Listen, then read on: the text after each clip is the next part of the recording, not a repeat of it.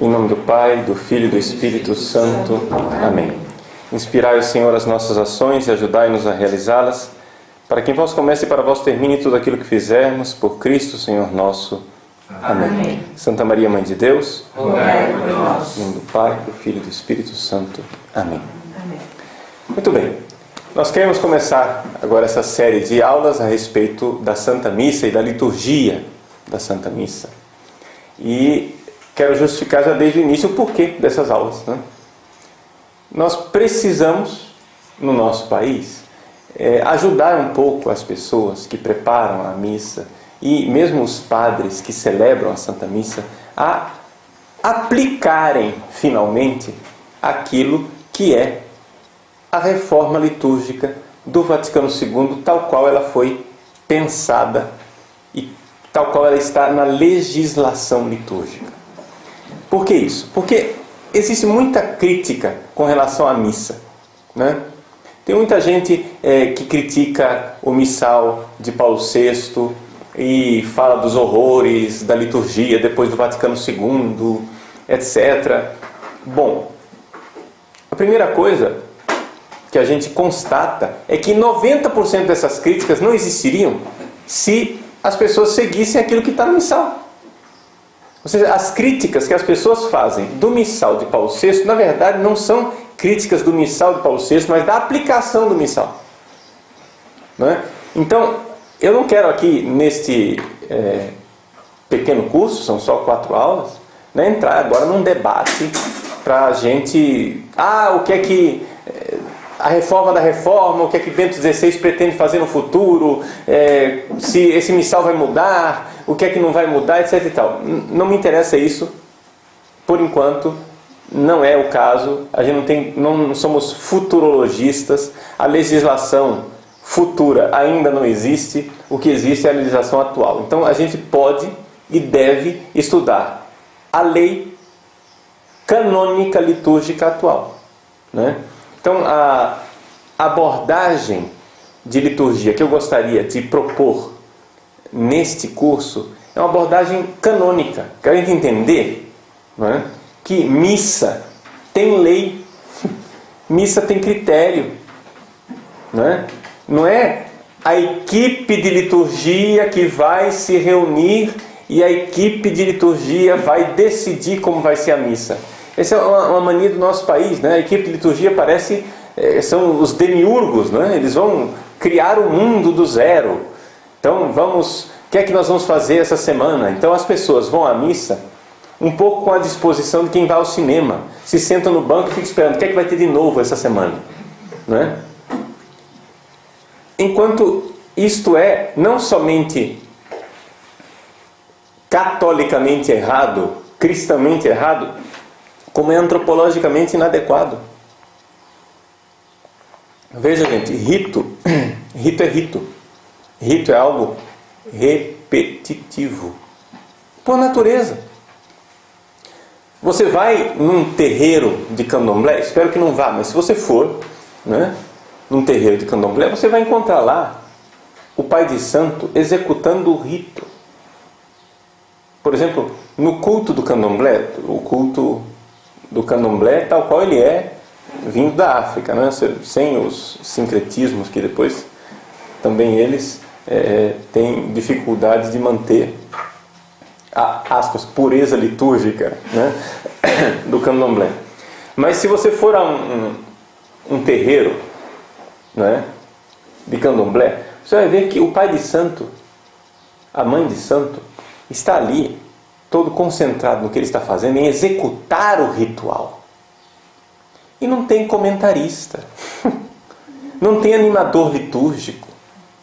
Não tem ninguém dizendo, agora a mãe de santo fará tal coisa. Não, as pessoas que estão ali estão contemplando o rito sendo realizado. Estão participando do rito. E ali, uma coisa típica do candomblé, que é bem diferente do conceito de liturgia cristão católico, né? É que não existe palavra, né? Raramente se fala no ritual candomblé. As coisas são feitas. Mas ali existe rito, existe repetição. E quando tem palavras, que são feitas, são pronunciadas, são palavras pronunciadas numa língua que ninguém entende, né? Em Roma, tive um colega que era do Benin, e ele disse que veio ao Brasil, né, e encontrou na Bahia negros que no ritual de candomblé e etc. repetiam palavras que eles não sabiam mais o que significava, mas depois de séculos continuavam repetindo a mesma palavra que tinham recebido dos antepassados e que ele, que era africano, sabia o que queria dizer. Não é?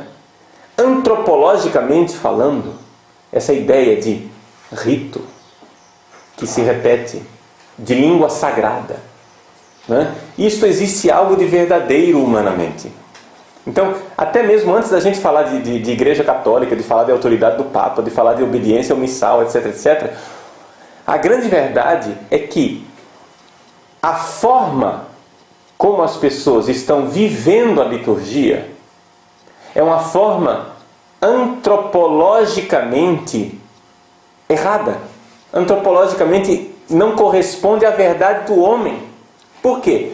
Porque o que estão fazendo com a liturgia católica hoje vem de uma mentalidade racionalista, iluminista de liturgia,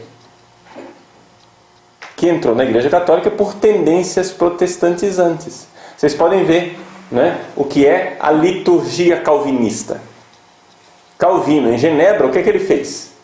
Ele mandou tirar todas as imagens das igrejas, mandou quebrar os vitrais, onde estava lá a vida dos santos, a Bíblia Pauperum, etc e tal. Mandou tirar todas as imagens, transformou as igrejas em salas de aula,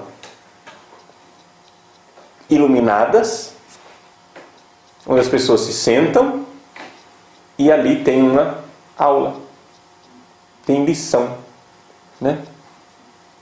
Se canta e se ouve, se canta e se ouve. É uma visão racionalista. Não tem gestualidade, não tem vestes, não tem língua sagrada, não tem incenso, não tem velas, não tem imagens, não tem nada. É só um racionalismo. Eu e Deus. Eu e Deus. Aqui a minha cabeça, eu sou um cérebro equilibrado em cima de um corpo, né? Então o meu cérebro irá prestar culto a Deus. Está entendendo? Essa ideia, ela é iluminista. E nós estamos fazendo isso nas nossas igrejas. Quando a gente vê, por exemplo, equipes de liturgia, às vezes bem intencionadas, mas completamente equivocadas, porque elas não têm formação, são ignorantes, né? Se elas soubessem, se alguém ensinasse para elas fariam diferente, mas... Entende? Eu queria que você entendesse isso. Eu não estou aqui com esse curso propondo a Terceira Guerra Mundial, né? Vamos agora, como xiitas, entrar nas igrejas e impor a lei canônica. Não é isso. Eu só estou tentando iluminar as pessoas com conhecimento que elas não têm. E às vezes elas estão fazendo coisas, não é nem por má vontade, é por ignorância mesmo. Entendeu? Então, qual é a ideia? A ideia é a gente saber o que é que está lá no missal de verdade, para aplicar. Saímos dessa noção iluminista, onde a gente vai nas igrejas, essas equipes de liturgia, elas vão lá e transformam a missa numa pedagogia. Se as pessoas não entenderem tudo o que está sendo celebrado, então não celebra. Aí, ao invés da gente celebrar um rito, o que é que fazem? Entram com um cartazinho, né? Vamos fazer um ato penitencial. Aí uma pessoa com um cartazinho escrito opressão, o outro com um cartazinho escrito miséria, outro cartaz escrito fome, desemprego, né? Latifúndio e não sei o que. Entra com aqueles cartazinhos, esse é o ato penitencial. Gente, isso é jogral, né? Isso é pedagogia ultrapassada ainda por cima, porque não se usa mais esse tipo de coisa, de sala de aula trazido para dentro da igreja. Está entendendo? Se você tivesse com um jogral numa escola primária, etc e tal, tudo bem, mas nós não estamos nisso. Nós estamos celebrando o sacrifício redentor da cruz. A missa é a celebração da paixão, morte e ressurreição do nosso Senhor Jesus Cristo. É isso que nós estamos celebrando. Não é a festa da comunidade. O Papa Bento XVI chama muito a atenção disso. Ou seja, esse antropocentrismo litúrgico, onde a comunidade se celebra, ao invés da comunidade cultuar a Deus, prestar culto a Deus. Está entendendo? Então, este antropocentrismo, ele é inadequado. Nós precisamos nos voltar para Deus. A liturgia é um culto de adoração. É o louvor a Deus, é a realização do culto maior que o ser humano possa fazer aqui na Terra. A celebração da Santa Missa, porque é a celebração, né, do sacrifício eucarístico da paixão, morte e ressurreição do nosso Senhor Jesus Cristo. Então é algo muito sério. E a igreja, por quê? Essa realidade desse sacrifício de louvor a Deus, esse sacrifício expiatório, esse sacrifício redentor, a igreja precisa cercar essa realidade sagrada com leis que protejam. Nós precisamos proteger aquilo que nós temos de mais santo. Nós precisamos proteger aquilo que nós temos de mais importante na nossa vida. Porque se a gente deixar atirar pérolas aos porcos, né, nós vamos perder o que nós temos de mais bonito. Então, a abordagem desse curso ela é canônica, mas vamos lembrar que não é uma abordagem sem espiritualidade, sem teologia litúrgica. É tudo isso, a espiritualidade, a teologia litúrgica, etc, etc. Mas nós precisamos entender que existem leis para proteger. Né? O Código de Direito Canônico diz o seguinte, que os fiéis têm direito de receber dos seus santos pastores, né? Têm o direito de receber os ensinamentos da igreja. Eles têm direito de receber e de prestar culto a Deus na liturgia oficial da igreja. Portanto, um padre que segue o missal, nada está fazendo nada mais, nada menos do que o seu dever. E um padre que inventa a missa está pisando no direito dos fiéis. O fiel ele tem direito de receber a liturgia da igreja, não a liturgia do Padre Paulo. A liturgia como ela está na igreja. Então, quais vão ser os pilares, digamos assim, que vão sustentar esse nosso curso introdutório? Número 1 é a Instrução Geral do Missal Romano, que foi publicada em 2002. Aquilo lá é lei litúrgica. Não é uma sugestão. Não está dizendo assim, olha, talvez seria oportuno. Não, está dizendo faça-se. E você tem que fazer o que está lá. E não inventar. Também, 2 outros documentos que podem nos ajudar é a Redenção em Sacramento, do Papa João Paulo II, do ano 2004, e a Sacramentum Caritatis, do Papa Bento XVI, de 2007. Então, esses pilares, digamos assim, que vão nos orientar um pouco na reflexão da liturgia. Então, vamos mãos à obra. Até aqui a introdução, até aqui é uma justificativa desse curso, mas vamos então ver concretamente o que é que a igreja espera de nós na celebração da Santa Missa. Bom, a primeira coisa, não é, que a gente tem que entender é que a missa, né, ela tem uma série de vestes que o padre precisa usar. A bagunça começa na sacristia. Não é? A bagunça não começa no altar. Então, quais são as vestes previstas para o sacerdote? Tá? As vestes mínimas de um padre que celebra a missa são a alva, ou seja, chamada alva ou túnica, né? Nós aqui no Brasil temos uma distinção entre alva e túnica. Na verdade, o missal não distingue essas duas realidades, é uma realidade só, é uma palavra só. O que aqui é a alva? A alva é uma veste branca. É a veste batismal. Não é uma veste clerical e não indica nada do sacramento da ordem. Ou seja, todos vocês batizados podem usar alva. Né? No dia do nosso batismo, nós recebemos a veste branca. é a alva. Alva quer dizer isso, albus quer dizer branco. Nós tivemos nossas vestes lavadas no sangue do Cordeiro. Uma coisa importante para a gente lembrar é que o nosso grande manual de liturgia é o Apocalipse. Né? O livro do Apocalipse, os protestantes dizem, isso tudo, a Igreja Católica faz essas coisas aí, essa liturgia com vestes e com incenso, com não sei o que, etc. Tal. Isso daí é paganismo dentro do cristianismo. O catolicismo é um cristianismo paganizado. Meu irmão, você não lê o Apocalipse, não? Esse é o nosso manual de liturgia.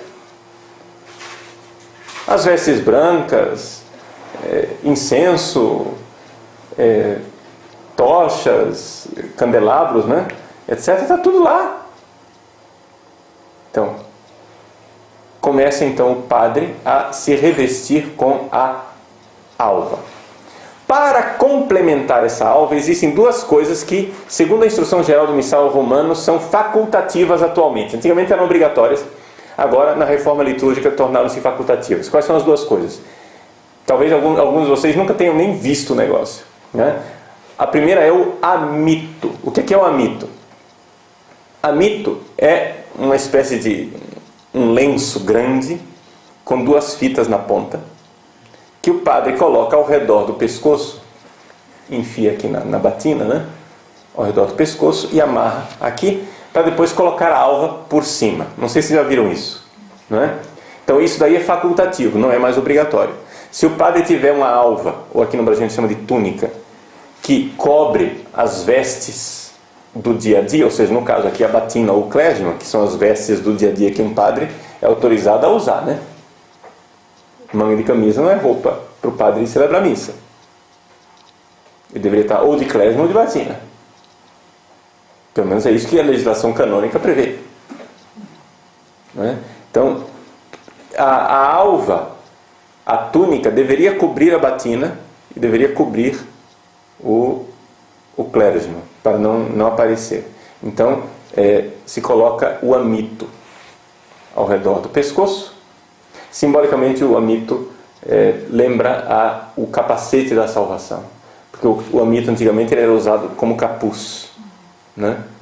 Aí foi sendo transformado, etc., e ficou dessa forma. Bom, e uma outra coisa que é facultativa também é o símbolo. O símbolo é aquele cordão que o padre usa para cingir os rins, né?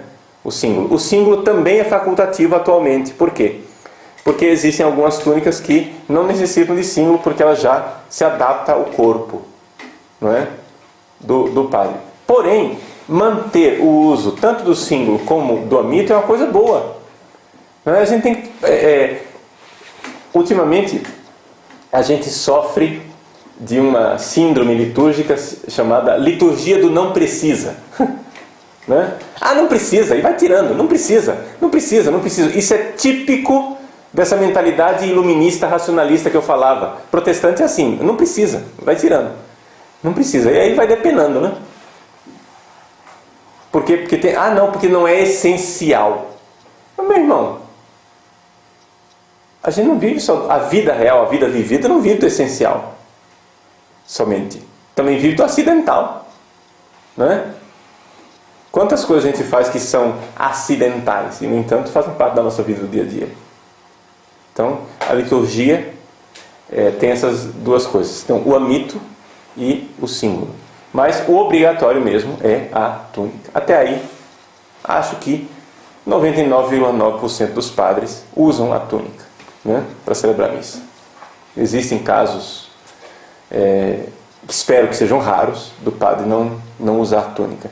Infelizmente está virando uma moda no Brasil dos padres concelebrantes não usarem as vestes. Ou seja, só o presidente, o cara que vai estar lá na frente presidindo, ele veste. E os padres que estão concelebrando estão lá de manga de camisa. Isso é completamente irregular, tá?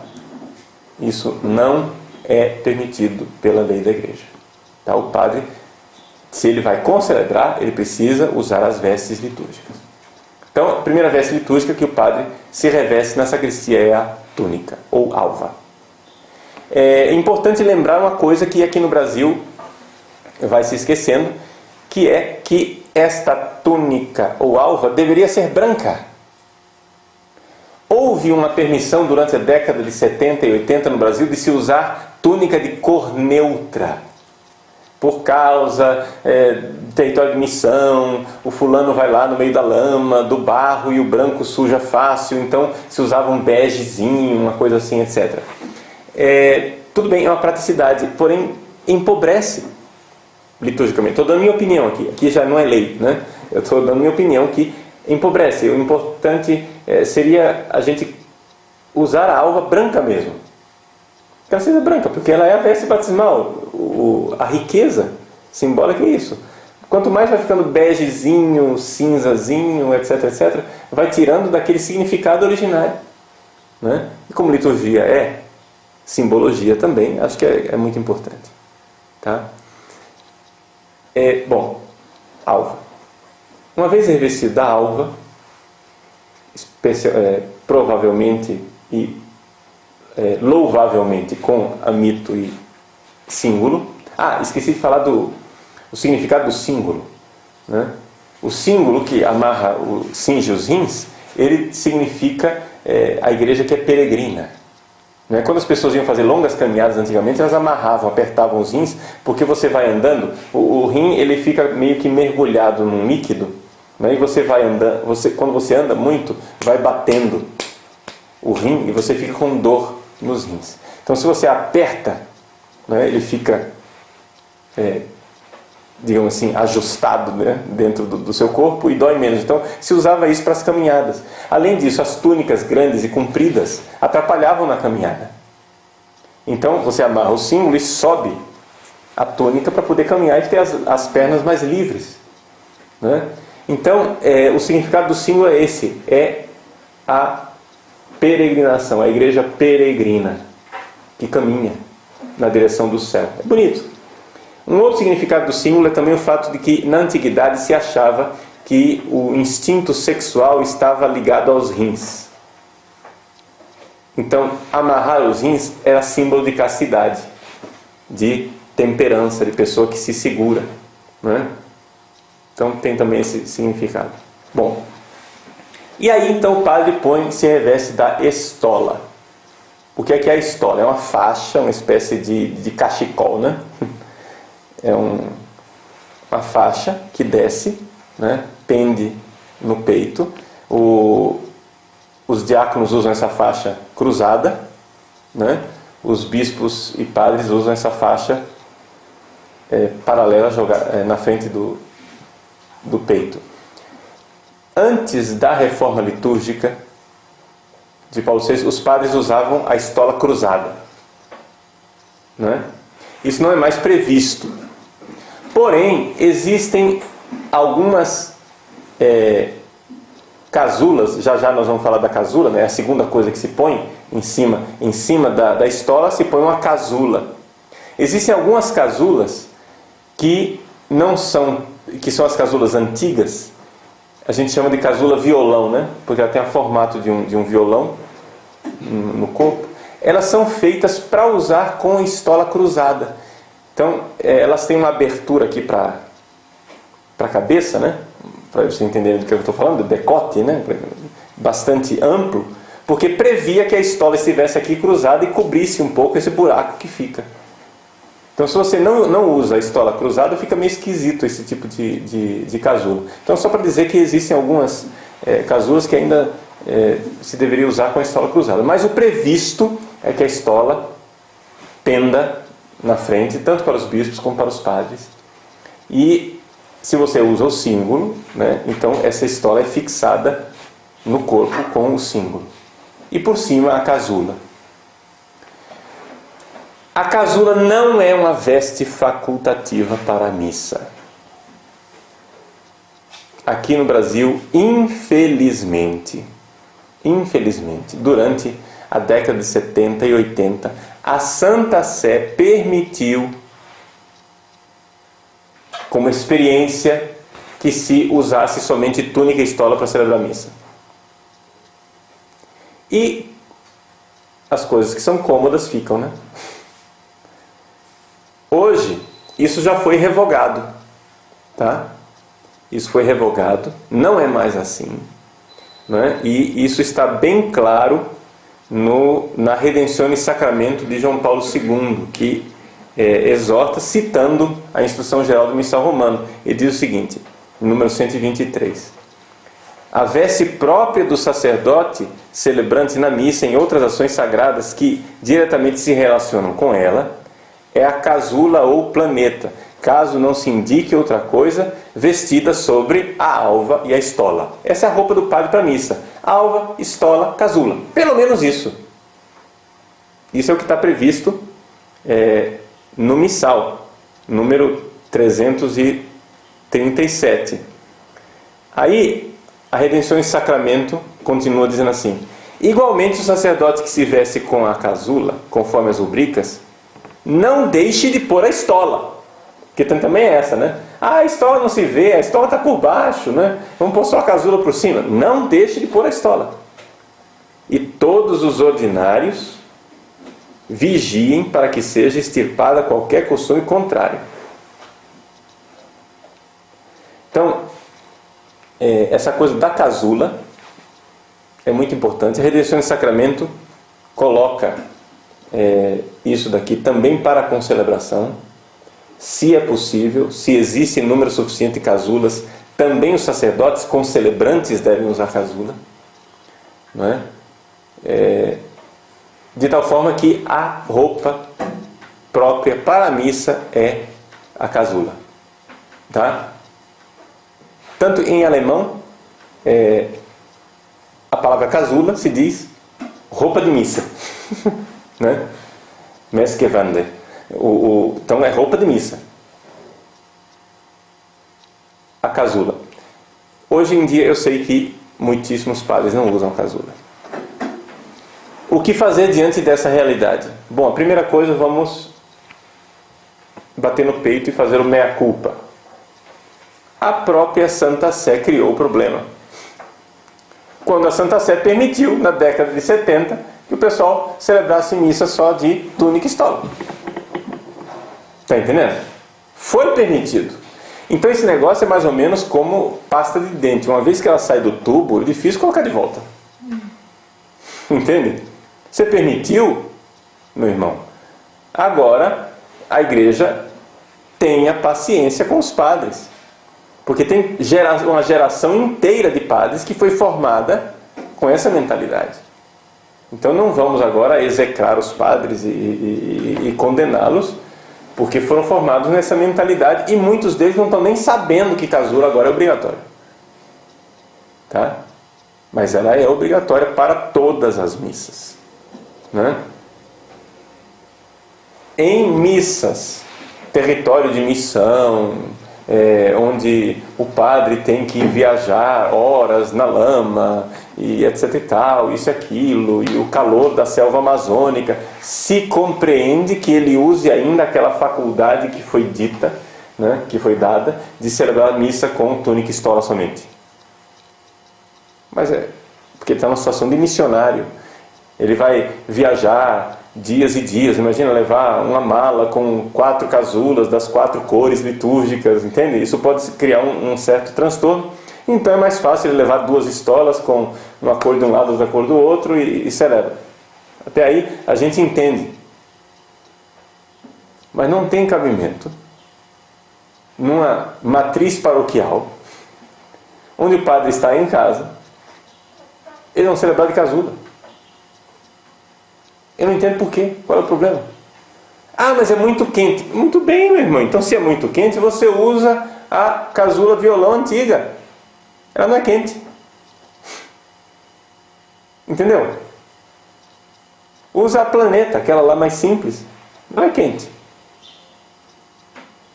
Mas é que o problema tornou-se quase ideológico, né? Ou seja, não se quer usar aquilo que distingue o padre como padre.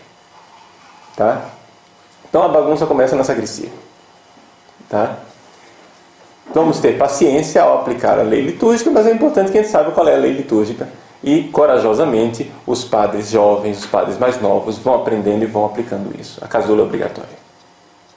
Tá?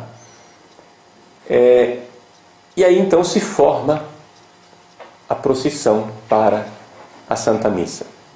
Nesta procissão, devem se prever no missal que a procissão ela é composta do sacerdote e dos ministros. Quando vocês encontrarem a palavra ministro no missal, não pensem nos ministros extraordinários da comunhão eucarística. O que para nós brasileiros, ministro é o ministro da comunhão, né? Ministro, quando fala no missal, está falando dos acólitos, os coroinhas, entende?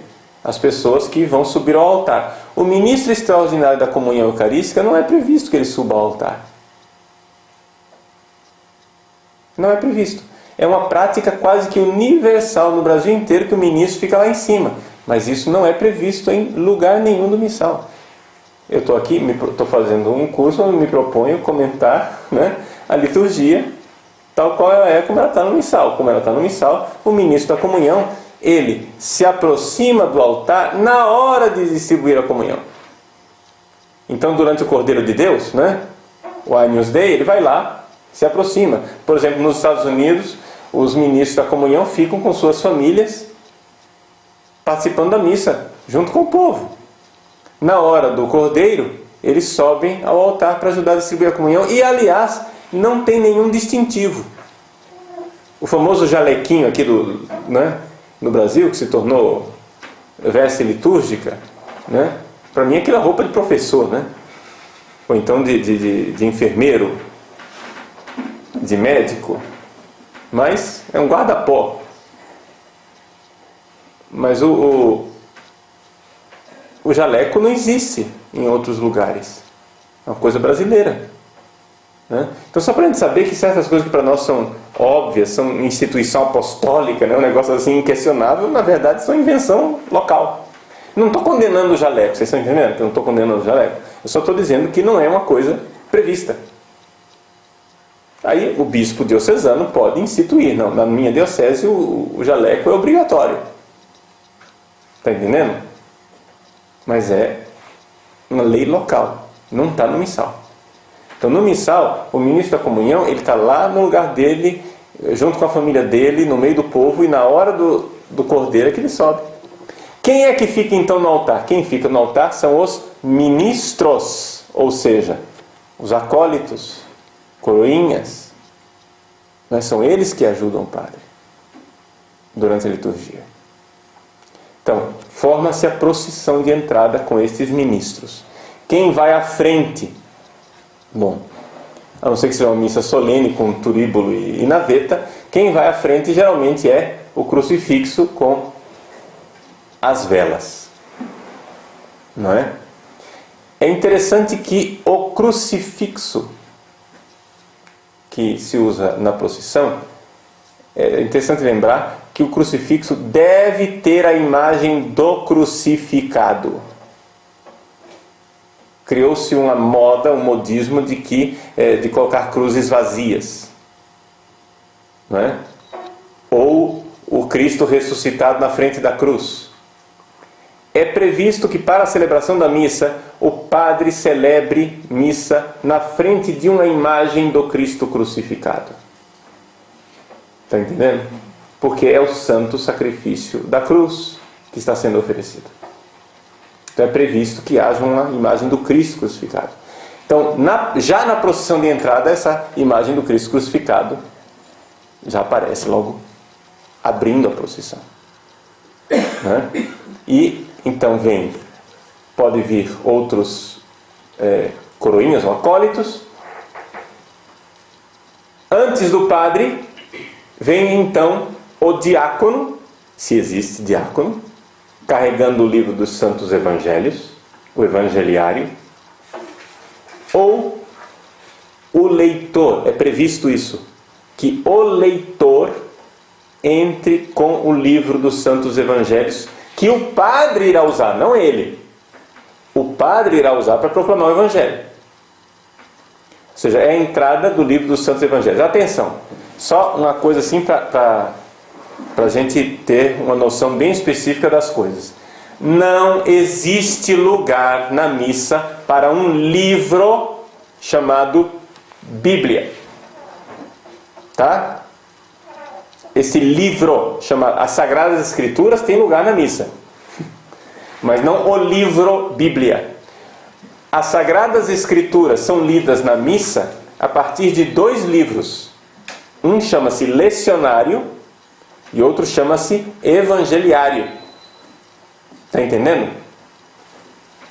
Então, quem é que entra em procissão? É o Evangeliário, o livro dos Santos Evangelhos. Que, aqui no Brasil, o nosso Evangeliário, ele contém somente os evangelhos dos domingos e solenidades. Tá? Portanto, durante a semana, nós não temos Evangeliário. Se alguém quiser usar Evangeliário durante a semana, então o que se sugere é que pegue um lecionário e o revista com a capa especial, né? Ele seja vestido de Evangeliário, né? Para distinguir os 2 livros, o livro das leituras e o livro dos evangelhos. Tá? Se quiser, ele não é obrigatório. O Evangeliário ele não é obrigatório nas missas semanais, do dia a dia, e nem nas missas solenes ele é obrigatório. Ele só é aconselhado, porque nas missas solenes se faz essa distinção de 2 livros diferentes. Tá? Então, um livro onde são feitas as leituras e o livro onde é proclamado o Evangelho. O Evangeliário, ele é um livro que recebe uma dignidade e uma veneração especial. Então ele é como um cálice, por exemplo, né? Um negócio assim que você tem que investir artisticamente. Então uma capa preciosa, em metal, com pedras, não é um exagero para um evangeliário. Existem recursos mais baratos, né? Capas de tecido, com bordadas, etc, etc, também. Mas o evangeliário é algo precioso, carregado com reverência na procissão de entrada. Não sei se está claro isso para vocês, né? Não sei se já viram isso. Então o evangeliário ele entra e aí depois do evangeliário o padre, não é? Por último, de casula, né? Revestido, ele entra em procissão. Tá bom? Então essa é a procissão de entrada. Durante a procissão de entrada, deve ser cantada, né, a antífona de introito. Ou seja, aqui que está o negócio. Nós estamos acostumados com canto de entrada, mas vamos aprender as coisas como elas estão no missal. No missal existe uma antífona. E essa antífona deve ser, então, cantada junto com os salmos, né? Então, o que é a antífona? Uma espécie de refrão, só para entender. É um refrão bíblico, que é cantado aquele refrão bíblico, e aí você coloca salmo, refrão, salmo, refrão, salmo, refrão, e vai cantando aquela antífona de entrada que está lá prevista no missal. No Brasil, nós perdemos completamente a noção de que isso exista. Não é? Agora, cabe a quem? Aos nossos músicos resgatar isso. Em que termos? Primeiro, sabendo que existe a música já feita em canto gregoriano para isso daí. Então o gregoriano precisaria ser mais valorizado no nosso país, né? Parece que falar de gregoriano é dizer um palavrão, né? Você está falando uma coisa imoral, não pode usar o canto gregoriano. No entanto, o canto gregoriano ele é feito para ser usado. Existem cantos belíssimos, mais simples até, não existe só o canto gregoriano rebuscado para corais, etc. Mas tem coisas mais simples, que aliás, o Concílio Vaticano II, não é? Um documento de liturgia chamado Sacrosanctum Concilium, pede que os fiéis saibam responder às partes da missa em latim e saibam cantar os cantos básicos em gregoriano. Todo mundo fala do Vaticano II, eu não sei, o pessoal critica o Vaticano II, mas se a gente fizesse pelo menos 1/3 do que está escrito no Vaticano II, gente, a nossa liturgia estava salva. Está entendendo? Vocês conhecem né, todo mundo aqui no Brasil, todo mundo diz que não, a nossa missa é a missa do Vaticano II, nós temos uma mentalidade conciliar, nós estamos na igreja do pós-concílio. Agora o padre Paulo Ricardo, vestindo batina, ele é pré-conciliar, tridentino, quadrado, tradicionalista, fechado, obtuso. Não é isso? Não é esse o discurso geral? Muito bem. Muito bem, gente. Então, o padre Paulo Ricardo agora, né, eu vou dizer, gente, vamos fazer a liturgia do Concílio Vaticano II. Né?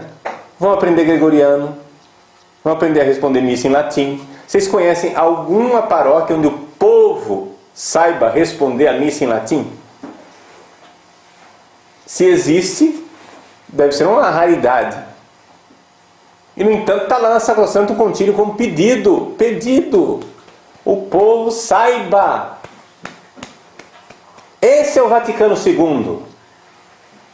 Não um negócio que está lá na estratosfera, na cabeça de quem acha que sabe o que é o Vaticano II. Está na Sacrosanto Concílio dizendo, olha, saibam responder a missa em latim.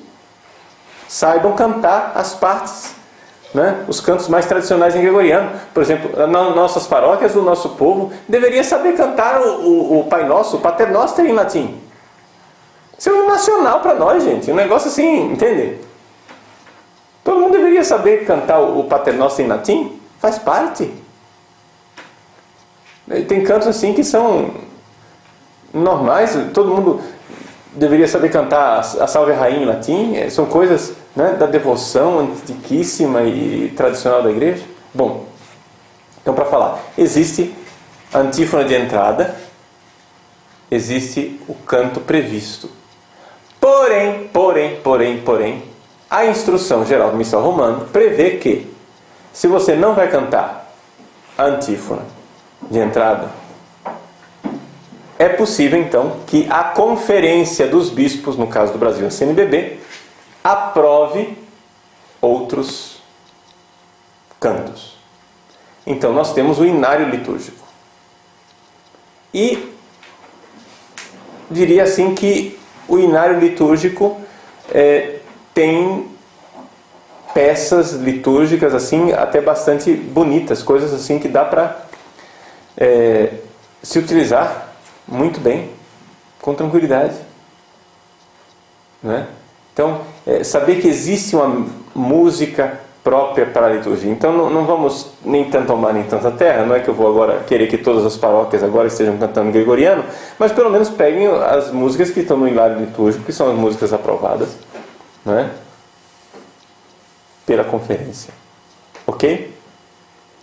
Bom, o padre entra, né, em procissão. Quando ele chega ao altar, aqui é que vem a pergunta: o que é que está neste altar?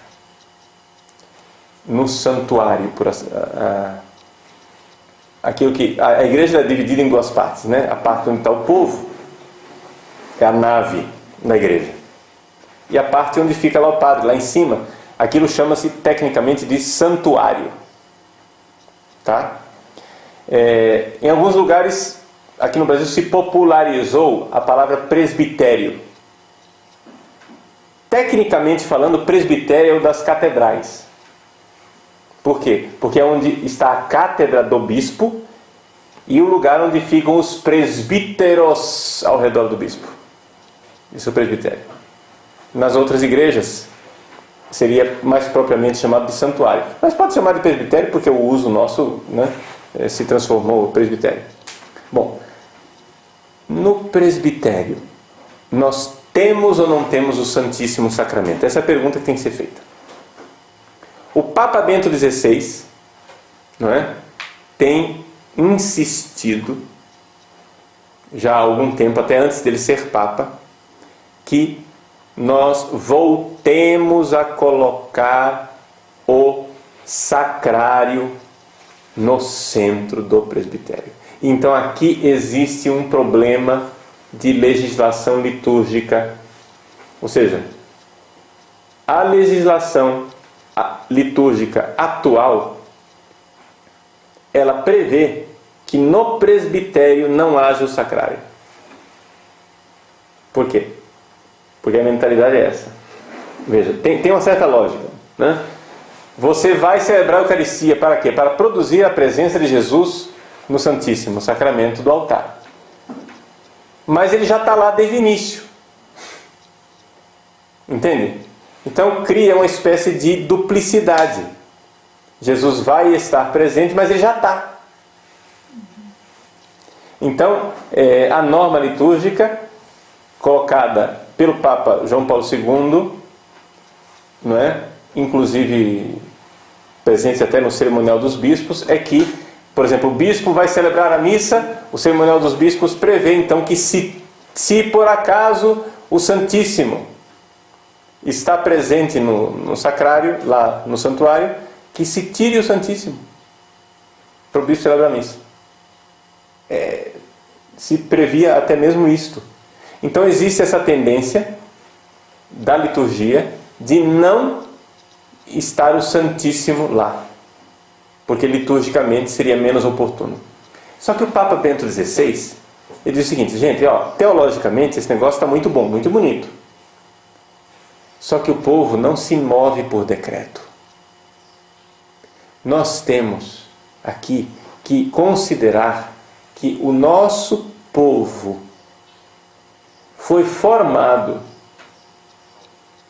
nas décadas passadas para uma centralidade do sacrário, uma centralidade do Santíssimo Sacramento.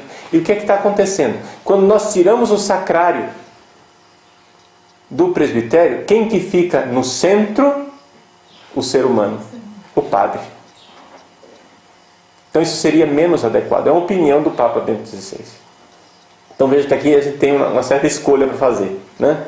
A legislação, por um lado, pede para não ter o sacrário, e por outro lado o Papa Bento XVI pede para que se volte a colocar o sacrário no centro, né? Eu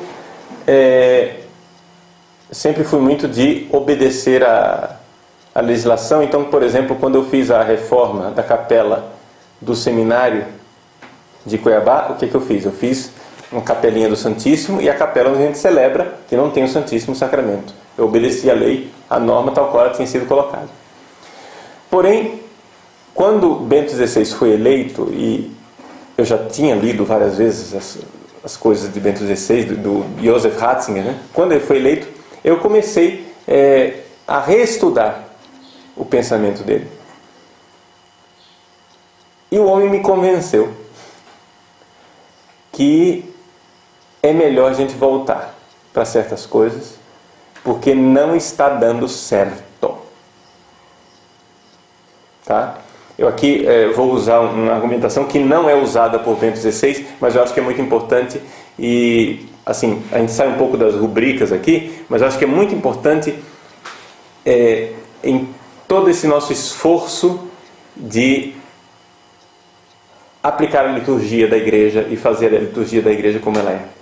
Que é o seguinte: vejam, na Inglaterra de Henrique VIII, quando houve a separação da igreja católica e da igreja anglicana, a igreja anglicana, ela era ainda substancialmente católica na fé. Ou seja, Henrique VIII não era um herege. Ele era um cismático. Está entendendo? Ou seja, ele tinha fé católica, ele cria na presença de Jesus na Eucaristia, no sacerdócio, no episcopado, nos 7 sacramentos. Ele tinha fé católica, Henrique VIII. Mas o que ele fez não foi uma heresia. O que ele fez foi um cisma. Ele se separou de Roma e proclamou que ele era o chefe da igreja da Inglaterra. Tá? Só que ele elegeu um arcebispo chamado Cranmer. E esse Cranmer, ele começou a mexer na liturgia. E fizeram uma reforma litúrgica na Inglaterra, de tal forma que o povo inglês que cria na presença de Nosso Senhor Jesus Cristo na Eucaristia, sem que basicamente ninguém pregasse contra a presença de Jesus na Eucaristia, no prazo de uma geração deixou de crer. Como? Só mudando a forma de cultuar. Só mudando a forma de prestar culto a Deus na Eucaristia. Eles fazendo isso, o povo perdeu a fé. Ou seja, esse Cranmer, ele era herege. Henrique VIII cria na presença de Jesus na Eucaristia, mas esse Cranmer não cria. Aliás, ele era, por exemplo, Henrique VIII não queria saber de padre casado. O clero dele tinha que ser celibatário. O Cranmer tinha mulher escondida. Ele ia de carruagem, levava a mulher num caixote, escondida, dentro da carruagem. Né? Então, e assim ia a coisa. Ou seja, o Henrique VIII, ele abriu as portas para uma série de hereges na igreja da Inglaterra, então por isso que hoje a coisa está do jeito que está. Né? Essa é uma igreja bem protestantizada. Sobretudo a Low Church, né? Muito mais protestantizada. Bom, então a mudança da fé pela mudança do culto. Né? Então o que é que nós fizemos na nossa aplicação da liturgia do Vaticano II? Vejam só, não é o missal que fez isso, foi a nossa aplicação quem fez isso. Nossa aplicação. Tiramos o sacrário do centro. Pronto. Aí as igrejas viraram salões, né? Todo mundo entra, parece a feira de Caruaru, né? Todo mundo conversando, gritando, ei, fulano, vai! Então, as igrejas antigamente se entrava para rezar. Você tinha certeza que você entrava num lugar onde tinha silêncio, culto, adoração. Virou um salão de festas. É a comunidade que se celebra. Não celebra Deus, mas... Porque a presença do Santíssimo muda muitas coisas. Sejam, por exemplo, lá na nossa paróquia, em Cuiabá, nós estamos implantando o seguinte. Estamos colocando o Santíssimo exposto antes da missa e os padres sentados no confessionário. As pessoas chegam, vão fazendo adoração e vão se confessando antes da missa. Vocês não podem imaginar como isso mudou o clima da igreja. Porque antes era o quê? Era o Ministério de Música fazendo ensaio. O tal do ensaio. Mas, gente, se é rito, as músicas devem ser conhecidas. Alguma música nova de vez em quando, tudo bem, mas... Né? Mas as pessoas vão aprendendo pela repetição. Não precisa de ensaio. Deixa o povo rezar. Santíssimo exposto, as pessoas se confessando. Como ficou diferente? Né? Mas essa centralidade, né, da Eucaristia, e não do humano. Então é algo muito bom. A gente vê que, por exemplo, o que é que nós deixamos de fazer? Deixamos de comungar de joelhos e na boca. Você vê claramente em vários lugares do Brasil o seguinte: quem comunga na boca são os jovens. Não é? A geração já de meia idade ou da terceira idade comunga na mão porque aprendeu assim, porque foi instruído assim, etc. Já os jovens sentem uma necessidade de maior sacralidade. Então você vê uma diferença de atitude, de piedade eucarística entre a pessoa que recebe a comunhão na mão e a pessoa que recebe a comunhão na boca. Não era previsto no missal de Paulo VI a comunhão na mão. A comunhão na mão entrou por uma espécie de desobediência dos países nórdicos, Alemanha, Holanda. No missal de Paulo VI não havia nenhuma previsão de comunhão na mão. Isso daí foi concedido posteriormente, entendeu? Porque, assim, é o tipo da coisa. Fizeram a desobediência. Aí para Paulo VI, para querer disfarçar a obediência, fez a lei legalizando o que eles já tinham imposto por desobediência.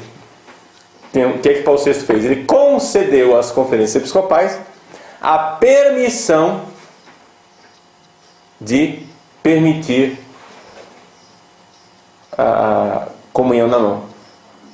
Mas o normal ainda, ou seja, isso Bento XVI tem dito com muita frequência, as pessoas têm que ter noção do caráter de excepcionalidade da comunhão na mão. Que o normal é a comunhão na boca. E você vê claramente que as pessoas têm mais devoção, mais piedade quando comungam na boca.